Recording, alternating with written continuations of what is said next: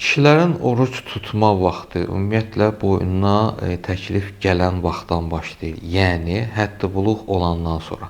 İnsan mükəlləf olandan sonra. Mükəlləf budur ki, yəni bu gündən mənim üzərimə müəyyən hökmləri yerinə yetirmək vacib olur. Müəyyən şeylərdən də çəkinmək lazımdır ki, o şeylər mənim üçün bir növ haram yazılır, vacib qeyd olunur hədd-buluğ olmaqdan. Və xüsusən də kişilərdə ki, adətən yaşla əgər qeyd olunursa, ömürlə qeyd olunursa, adətən kişilərdə 14-15 yaş arasında oruc hökmü namaz kimi də vacib olur.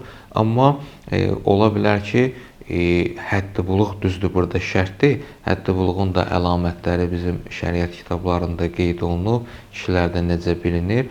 Əgər hədd-buluğ 13 yaşında ola bilər olsun bir oğlan, o halda daha 15 yaşını gözləməyə ehtiyac yoxdur. Həmin vaxtdan oruç tutmaq ona da vacib olur.